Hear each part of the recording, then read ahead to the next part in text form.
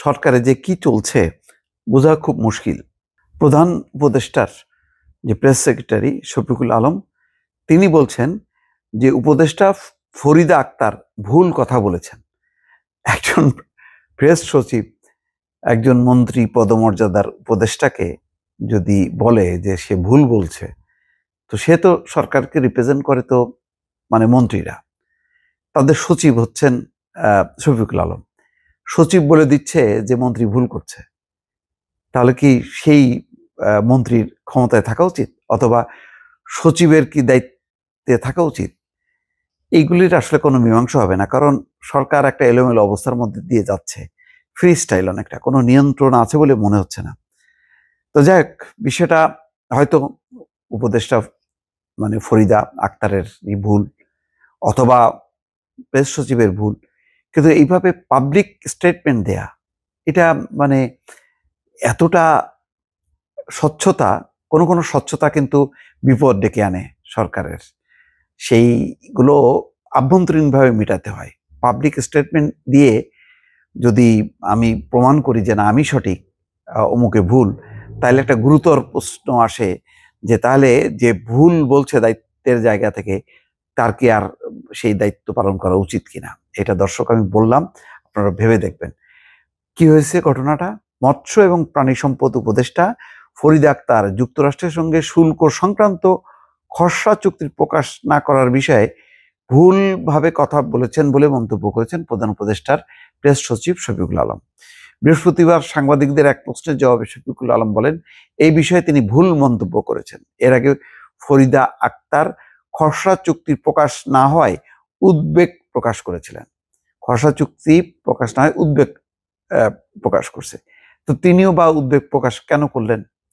তিনি তো সরকারের পার্ট, সরকারের কি এইগুলি বিষয়ে জানা নেই যে এগুলি প্রকাশ কি হয় কি হয় না? প্রেস সচিব বলছেন, দ্বিপক্ষীয় চুক্তির খসড়া প্রকাশ না করা কূটনৈতিকভাবে একটি প্রতিষ্ঠিত প্রক্রিয়া।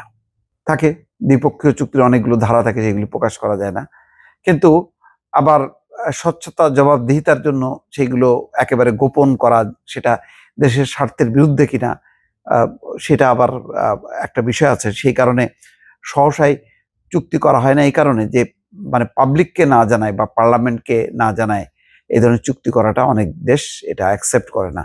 প্রতিটা চুক্তির খসড়া বিস্তারিত বিভিন্ন ইউরোপ বলেন, আমেরিকা বলেন, পার্লামেন্টে বিস্তারিতভাবে তুলে ধরে সেগুলি আলাপ আলোচনা হয়। এখন বাংলাদেশে তো এখন সেই সরকার নেই বা সেই পার্লামেন্টও নেই, ফলে এখন হয়তো একভাবে হয়েছে। যদিও বলছে যে আমেরিকার অনুমতি নিয়ে প্রকাশ করা হবে, কবে প্রকাশ করা হবে বোঝা যাচ্ছে না। যাই হোক, প্রেস সচিব বলছেন যে দ্বিপক্ষীয় চুক্তির খসড়া প্রকাশ না করা কূটনৈতিকভাবে একটি প্রতিষ্ঠিত প্রক্রিয়া। অন্তর্বর্তী সরকার স্বচ্ছতা নিশ্চিত করতে সম্পূর্ণভাবে প্রতিশ্রুতিবদ্ধ এবং শুল্ক সংক্রান্ত চুক্তি সম্পন্ন হলে যুক্তরাষ্ট্রের কাছে গোপনীয়তার শর্ত তুলে নেওয়ার অনুরোধ জানানো হবে বলে জানান তিনি। অর্থাৎ যখন নাকি চুক্তি সম্পন্ন হয়ে যাবে ফাইনালি, তখন ওই গোপনীয়তার শর্ত তুলে নেওয়া হবে, সেই অনুরোধ জানানো হবে। কিন্তু আসলে কি হলো, এটা কিন্তু অনেকের মনের মধ্যে কিন্তু প্রশ্ন যে আমরা কি এমন তাকে খত দিয়ে চুক্তি করলাম মানে সুবিধাটা নেওয়ার জন্য?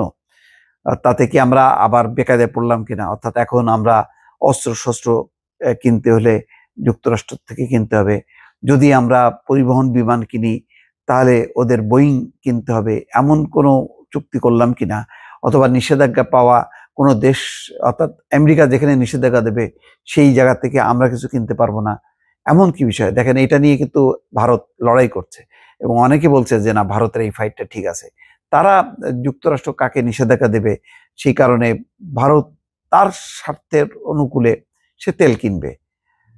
এটা তো তার বিষয়, আমেরিকার বিষয় আমেরিকারটা, ভারতের বিষয়টা ভারতের। যার যার দেশ তার তার স্বার্থ দেখে। আমেরিকা তো তার স্বার্থই দেখে, সে তো আর ভারতের স্বার্থ দেখে না। তো ভারত কেন আমেরিকার স্বার্থ দেখতে যাবে? এগুলো অনেক রকম যুক্তি আছে।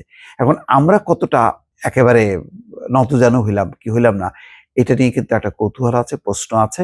কিন্তু সরকার বলছে যে এটা চুক্তির শর্ত, এটাই নিয়ম। দ্বিপাক্ষিক চুক্তিগুলো যখন হয় তখন মানে অন্য পক্ষের অনুমতি নিয়ে সেটা প্রকাশ করার নিয়ম, নতুবা এককভাবে করা যায় না।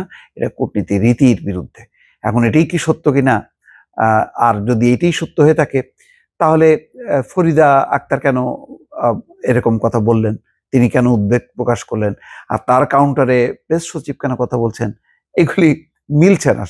বোঝা যাচ্ছে যে সরকারের ভেতরে সমন্বয়হীনতা আছে, সরকারের মধ্যে যে একটা কমন একটা আন্ডারস্ট্যান্ডিং যেটা বলে সেই জায়গাটা একটা ঘাটতি আছে বলেই আজকে প্রেস সচিব কিন্তু বলে ফেললেন যে উপদেষ্টা ফরিদা আক্তার ঠিক বলেননি। এটা কার জোর? এটা হচ্ছে ডক্টর মোহাম্মদ ইউনূসের জোরেই কিন্তু তিনি বলতে পারলেন, কিন্তু যদিও প্রোটোকল অনুযায়ী এটি শফিকুল আলম বলতে পারেন না। দর্শক ভালো থাকবেন, আল্লাহ হাফেজ।